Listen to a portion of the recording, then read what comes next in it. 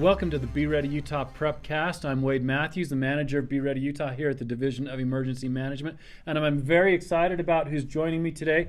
On my left here we have Joe Dougherty, the Public Information Officer for Division of Emergency Management, as well as some of you may recognize Maralin Hoff, the earthquake lady. So thank you for being here. And today we are talking about a special topic that's on everybody's minds, I think, and that's earthquakes. And why is it on everybody's minds? Well, over the past couple of weeks, we have had more than 130 earthquakes just in the Bluffdale area alone. And so that's one of those things that's gotten a lot of people talking about earthquakes. What do they mean for me? I didn't realize that this was an earthquake state, and so people are they really got a wake-up call, literally, because it happened very early in the morning, and figuratively, that now they're starting to become more aware of what to do for earthquakes. Yes, we do live in earthquake country, we call it that all the time. Exactly. You know, and we do try to take questions and answer questions from our viewers here, and one of those coming off of this swarm of earthquakes from, from Lofton 5. So these smaller earthquakes increase the chance of a bigger one? Is that right? Yeah. Is this increase our chances? It's a really great question, and we reached out to the University of Utah seismograph stations, and they are some of the earthquake experts in our state. And what they tell us is that we really don't know exactly what these earthquakes mean. If you have a sequence of earthquakes, it does increase the chance slightly that there could be a larger earthquake, but it's still a small chance. It's like a 1 in 20 chance that we would have a larger earthquake that would happen after these. The other question that we've seen a lot is, are these earthquakes relieving stress in the earth? And no, they're not relieving stress. If anything, they add more stress to what's already there on the plate where we sit. And in this swarm of earthquakes, of the nearly 130 earthquakes the last couple of weeks, most of those were aftershocks to some main quakes, from what I understand. So that doesn't really mean a lot, but again, yes, it doesn't necessarily increase or decrease our chances for the next big one. Yeah, it basically just means that, hey, we are lucky that we got a reminder that we could feel, and that people can now start taking action. And so our hats really go off to everybody who has started taking action, people that are now starting to prepare better for these quakes. Exactly. Thank you for that. And what do we want people to do to take action?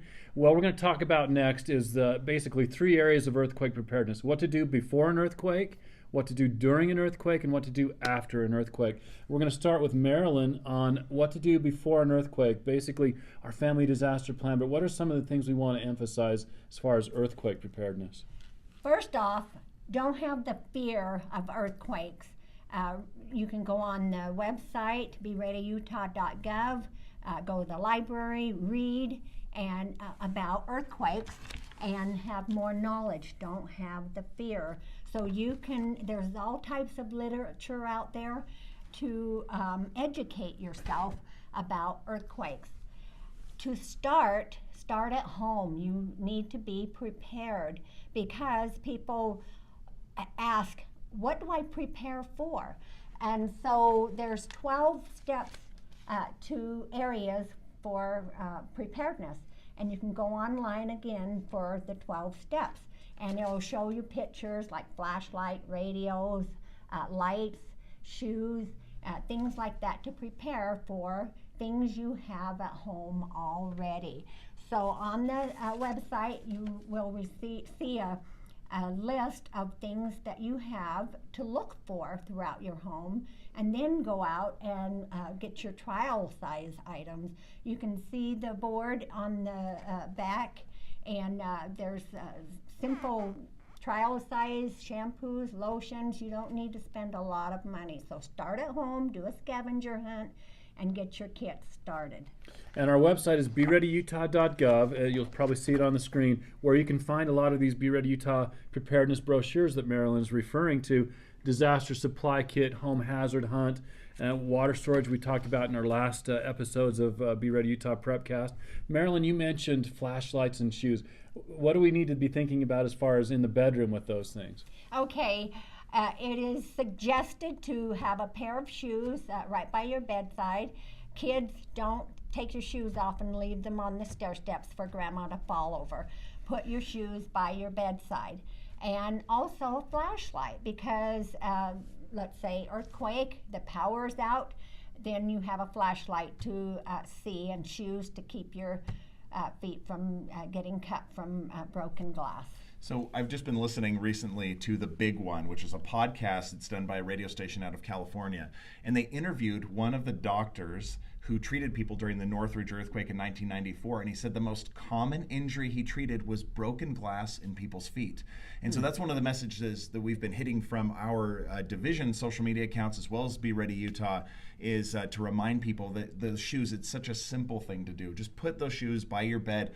Really sturdy slippers could work too. There's some slippers that have a harder sole, but something that's just going to keep you just want to be your very best when this earthquake happens, this 7.0, which is our worst case scenario. You don't want to be injured unnecessarily during that. So making sure that you have those shoes is really an easy thing that anybody can do. And then my own personal example from Northridge is the power was out for days at my house. I lived through that earthquake, and the only light that I had at the time was my little Indiglo watch. And so we would hold our watches up and then we'd look around and see the mess. Now in our earthquake recovery, exactly what my family did is everybody has flashlights that stay by their bed. It's something that I've taken from when I was a teenager into adulthood. There's always a flashlight by my bed now. Thank you. Great stories and examples of why that is so important. So we've talked about the importance of our family disaster plan with our disaster supply kit, food and water storage. We can talk a little bit more about communications. But another thing before the earthquake, don't wait for the earthquake. It's too late. Check your water heater. Make sure it's fastened to the wall. You get those kits down at the hardware store. You can use plumber's tape, wrap that around the water heater, fasten that into the studs in the wall or directly into the concrete if it's in an unfinished basement. It's a project that takes about 20 minutes to do. 20 minutes that will guarantee that you have that water on hand, and also that you're not breaking your gas line when your water heater falls over. Right. And then you're at risk of fire explosion with that gas leak. Flexible water or flexible gas line also attached to that water heater and to your gas stoves and things like that. Is there anything else we want to mention about the before preparedness time for earthquakes? I think the other big really preparedness activity that people can do is coming up on April 18th. We have the Great Utah ShakeOut. It's our annual earthquake drill. We have about 1 million people participating in this drill every year, which is really phenomenal. And we lead the nation in per capita participation. You go to shakeout.org/Utah, and all you do is register. And then what that does is it puts you in a database, so you get about 1 email a month that reminds you about some really key earthquake preparedness tips. It helps you remember that we will be having the drill and that there are some simple things you can do to prepare and participate. And please just tell your friends and neighbors about this drill. We have a goal of reaching 1 million participants, which we have had in the past couple of years. And where are we at right now on that goal? The last time I checked, we're at 610,000 participants, which is really still phenomenal. We love seeing that. A lot of school districts are participating, but we see businesses, churches, local and state government as well, and lots of individuals and families. So this is really a chance for people to practice what they're supposed to do when the earthquake happens. We're going to talk about that in a second. Practice what you do in an earthquake, and then help you recover afterward. In fact, that leads us right into that. Let's talk about that next. So that Be Ready Utah ShakeOut drill, we practice drop, cover, and hold on, right? Drop, cover, and hold on. So why is that the protective action that we want to learn for earthquakes? Yeah, I think people don't realize that the shaking from an earthquake can be so strong that it actually knocks you to the ground. And there are injuries that happen because people are trying to run away from an earthquake. And so that's why I tell people, drop to the ground so the earthquake doesn't drop you to the ground. And then take cover under something sturdy like a heavy desk or a table, some strong furniture if you have it. If you don't, you want to get next to an inside wall of your home or wherever you are. Stay away from windows the best you can, and then always cover your head and neck with your hands and arms. That'll protect really vital part of your body from anything that might be falling on you. Most of the injuries that happen are from non-structural things like ceiling tiles or lights or HVAC or falling objects. Objects, those kinds of things. So we have a couple protective action questions here. One from Marcus. What about if you are driving? What's the protective action in an earthquake if we're driving? Well, my suggestion is that you don't know we're having an earthquake because you're moving. So, but your car will. Your car will start jerking around like you're having a flat tire. So quickly look in your rear view mirror and then safely pull over to the side of the road, stop the car, turn off the engine, and keep your belt on, and stay in your vehicle. You do not want to stop in the middle of the lane because cars behind don't realize we're having an earthquake and they can run into you. So keep that in mind, what to do when you're driving. Try not to stop under a bridge or an overpass or under power lines or tall trees, right? Right. Stay in the car until the shaking stops. Yes. Okay, we've got some more questions here, Joe, about protective actions. Patty says, so where do we shelter when it takes place when everyone is in bed asleep? And we don't know when an earthquake's going to hit. It could be at night. So what about that? And that was what a lot of people experienced with these most recent earthquakes in Bluffdale, is they happen at some at 2:30 in the morning, some at 5 in the morning. And so the best thing to do if you're in bed is stay in bed. You are in a safe place, and so cover your head and face with your blankets and pillows, and just stay there until the shaking stops. We've heard from a few parents who've said, hey, look, I'm going to be nervous about my kids. Can I go get my kids? And I said, well, you probably are going to need to crawl to your kids because we don't need you getting hurt when you're running down the hall to go help them. So yeah, just if you're in bed, stay there. We have a lot of information on social media. We've been sharing lots of options for if you can't drop, cover, hold on, things for people who, if they're in a wheelchair, they should lock their wheels, cover their head, and hold on until the shaking stops. If you're inside, stay inside. If you're outside, stay outside. Don't run into or out of a building. As Joe said, it's going to throw you to the ground anyway. But we don't want to be moving in and out of a building where bricks and chimneys and glass and porches and those things might be falling onto the ground. And then a question from Cameron, are we supposed to stand in door frames? That was a big thing a while back, is getting in the door frame and hanging on. But we've learned through California experience, maybe not such a good idea anymore. Yeah, I think at one point door frames were really an integral structural part of the home. Like, it was a very reinforced area, and they're just not so much. They're cosmetic areas, and so they're not likely to stand up as well as what we had thought before. So it's still best to drop, cover, hold on, get under something sturdy. Okay, exactly. And then a couple more questions. What about if we're in a basement during an earthquake or in a bottom unit of an apartment complex? Basically, the same thing applies. Drop, cover, and hold on wherever you are right here, right now, when you start feeling that shaking. And then, by the way, what do you do if during that earthquake you do drop, cover, and hold on, but you're trapped underneath some a fallen bookcase or part of the ceiling or whatever that may have come down on you? What do we have? What should we have in our pockets, our purses, or whatever? Right? Whistles, yes. Always have a whistle with you. Exactly. And that takes us into our third area of what to do for earthquake preparedness before, during, and now after the earthquake. Again, if you're trapped, you make noise. Blow that whistle three blows at a time, or start tapping. If you're tapping in threes, that's that international distress signal. Start tapping to make noise, and the rescuers or neighbors or CERT, Community Emergency Response Team members, will start to come and find you and help you out. Also, after the earthquake, prepare for aftershocks, which always happens, usually. I shouldn't say always, right? But we should expect aftershocks after an earthquake. Pretty much every earthquake that's anything that could be felt, is you're going to have aftershocks that are going to come after that. Some of them come immediately. After the Northridge earthquake, I can remember distinct aftershocks that happened, and they were very soon after that initial quake.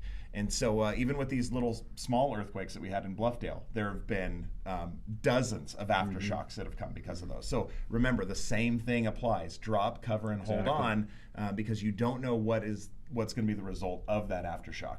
Buildings that might have been damaged and survived a main catastrophic quake could be brought down by the follow-up aftershocks.